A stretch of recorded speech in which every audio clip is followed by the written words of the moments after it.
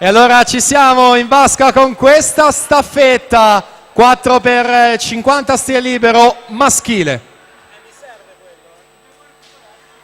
E dunque vediamo la situazione al primo cambio. Thomas Ceccon, corsia 5 per la Leosport, 22,61.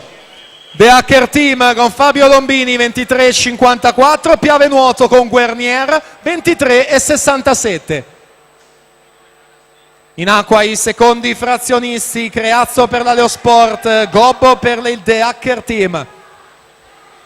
E siamo dunque al secondo cambio. Leosport sempre in vantaggio, 23,64 Creazzo. Team Veneto che sale con Manuel Frigo, 22,67. The Hacker con Gobbo.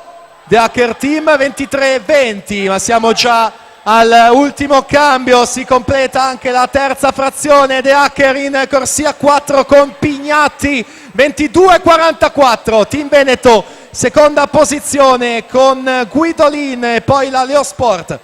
In corso la ultima frazione, Leonardo Vimercati a portare il The Hacker Team alla vittoria qui al meeting di Halloween della staffetta 4x50 maschile. The Hacker Team 1,31 e 0,3. Team Veneto seconda 1,31 e 89. Leosport terza 1,33,86.